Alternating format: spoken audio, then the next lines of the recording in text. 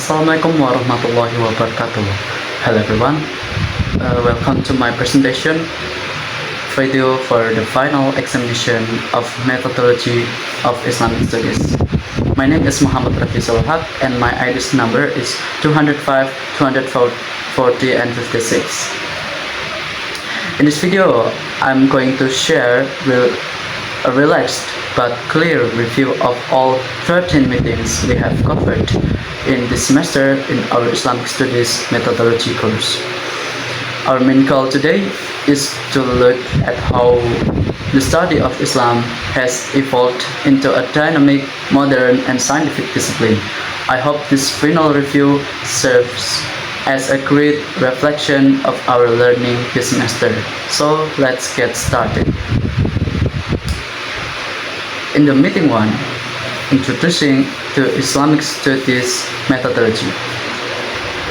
In this first topic, we learn that to study Islam academically, we cannot look at it from just one single angle. Scholars like Amin Abdullah points out that we must separate two sides, the normative dimension and the historical dimension. The normative side is about the absolute truth that comes directly from divine revelation, like the Al-Quran and Hadith.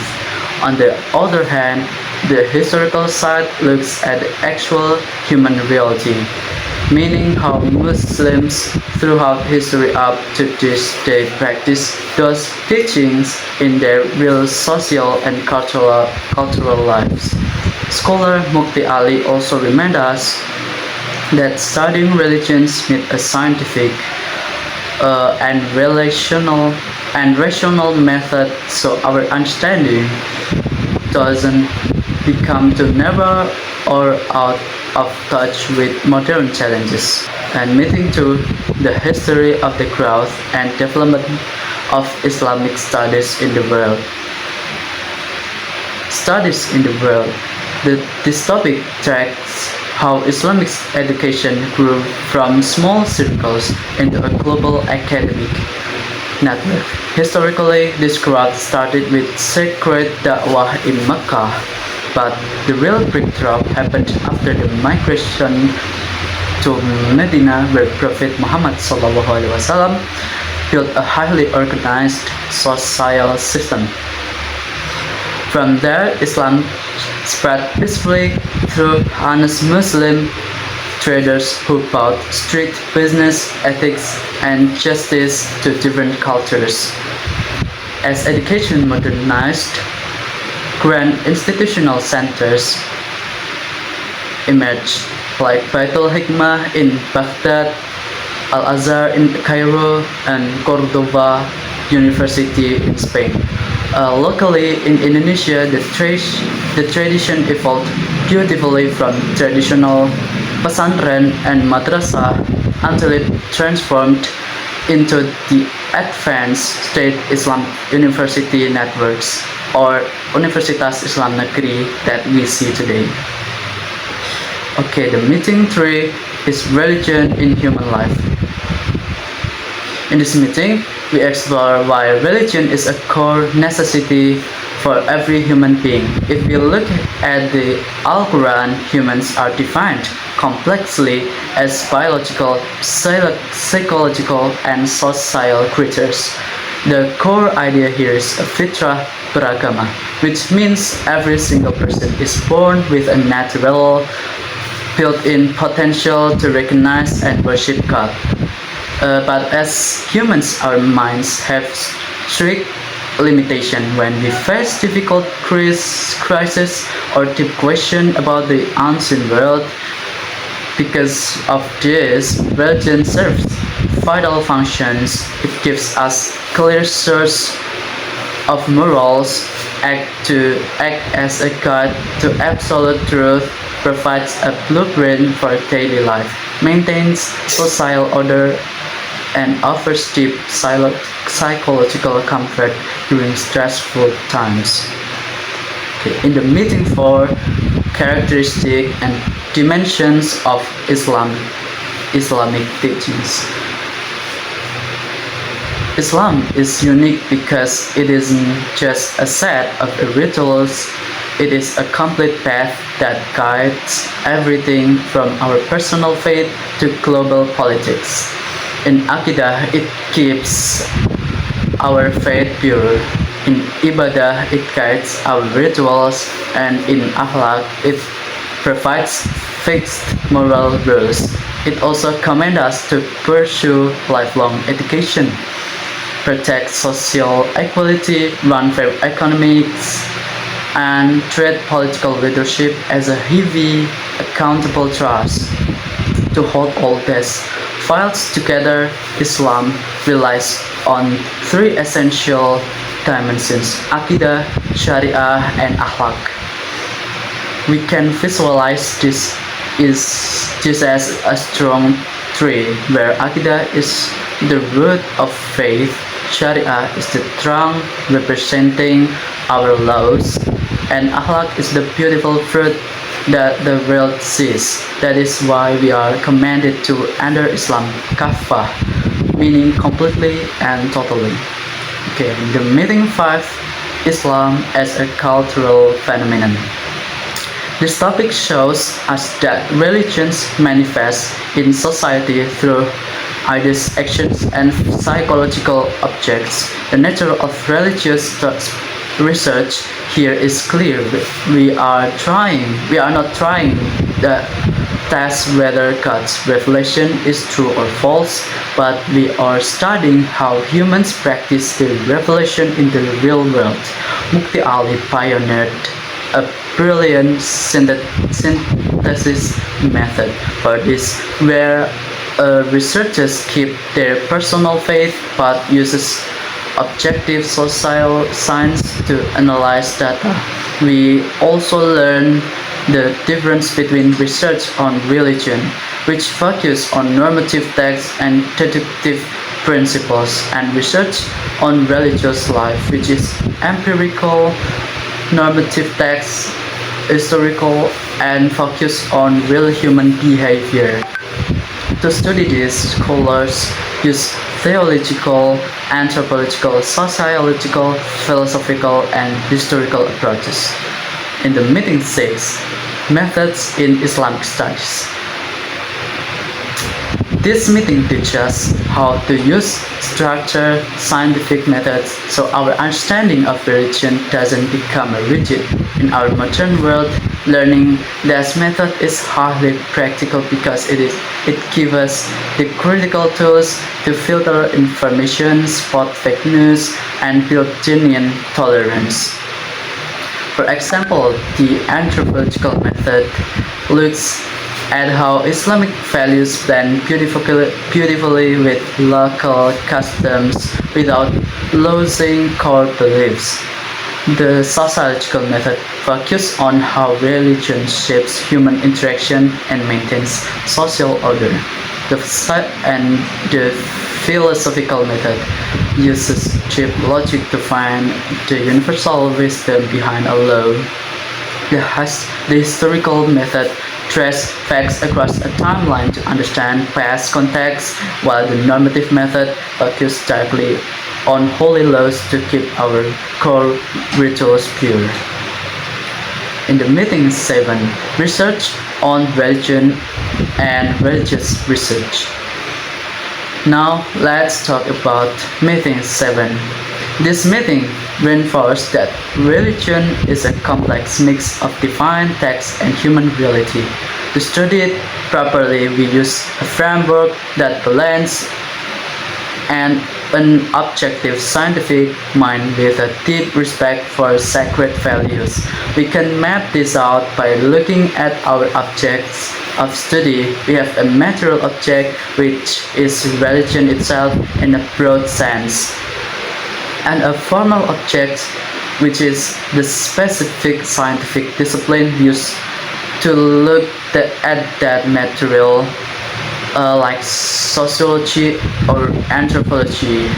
The main lesson here is mastering the line between textual research on religion, which deals with absolute truths from got to boost personal faith and empirical religious research which step out into the social world to study how people actually live out those teachings. Meeting 8. Models of tafsir research.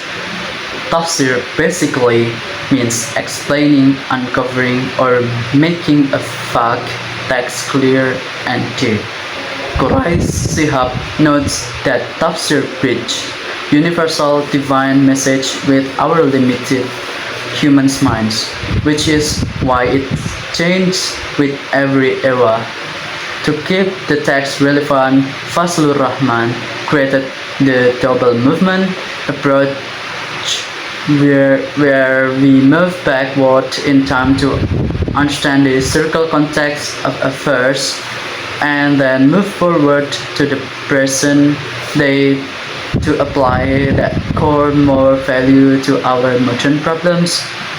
To do this modern research, use 7 testing models such as Tahlili for detailed analysis, Ijmali for brief summaries, Muqarran for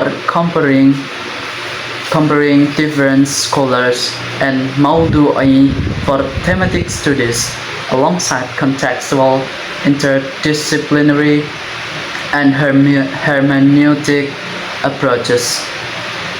Okay, and meeting 9. Models of Hadith research. Hadith acts as the second source of Islamic law and consists of a narrator chain called sanad, the actual text called matan, and the compiler called rawi. Classical research use a strict 5-step check on narrator morals and memory to find hidden flaws, which includes tahrij to track original source, Iktibar to map the chain, checking narrator integrity, verifying face-to-face meetings, and scanning for kejanggalan. Meanwhile, contemporary approaches focus heavily on the text and context. Thinkers like Yusuf al-Qaradawi tell us to separate the permanent goal of hadith from the temporary tool used back then. For example, the permanent goal of siwa is cleanliness, but the wood itself, it was just a local tool, meaning a modern toothbrush perfectly fulfills the hadith today. We also use the mawdu'i or thematic approach to gather all related hadiths to solve modern psychological or social issues.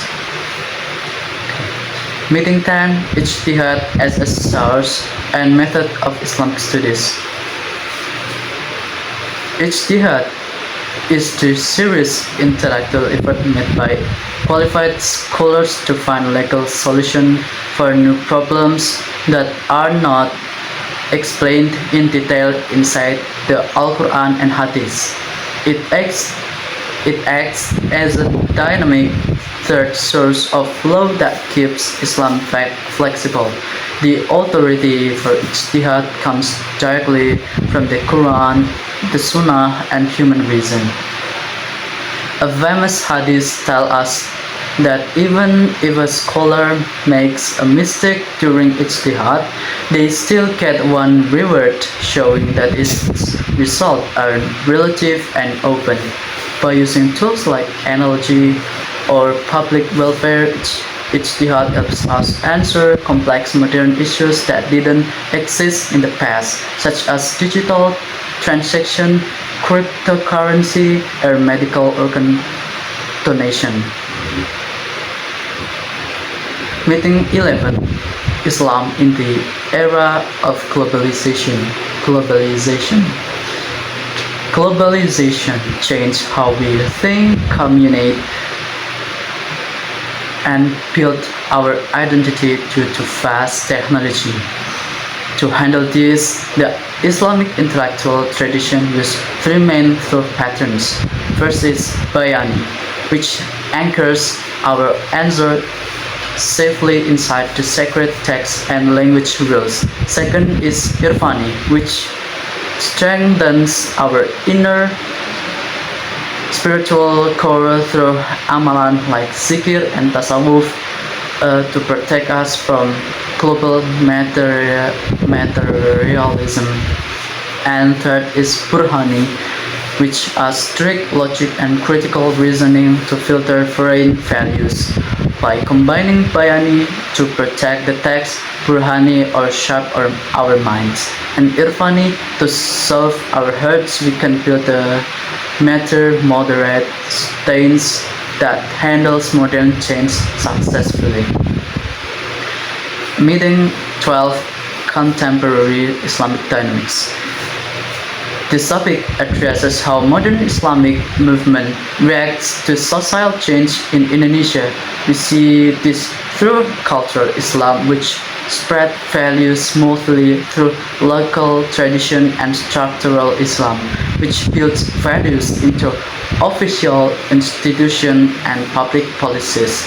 At the same time, modern minds are shaped by post-traditionalism, which takes our classic intellectual heritage and reads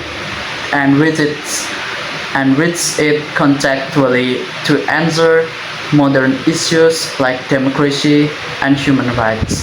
This explains why modern patterns are split into fundamentalists, liberals, and modernists. To survive the digital age, the ultimate key is religious moderation. It teaches us to stand on balanced, tolerant path, respecting pluralism and living peacefully without losing our core faith. Meeting 13 Islamic Area Studies.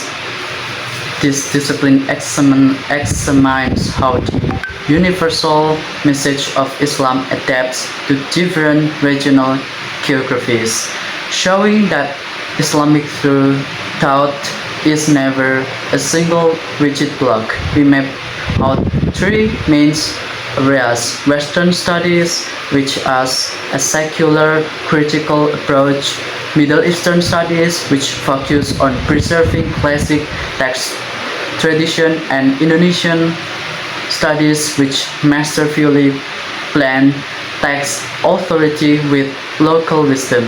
In our education, this area study sets a very clear boundary. Core faith and basic rituals are permanent, known as tawabit, and can never change, but the product of scholar pemikiran, result of tafsir, and social laws are dynamic, known as mutaghayyirat.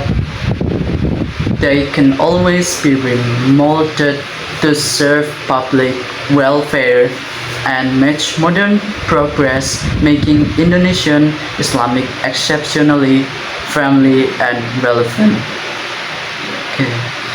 And the reflection for these materials from the 13 meetings is to share. This semester has completely upgraded my understanding of religion.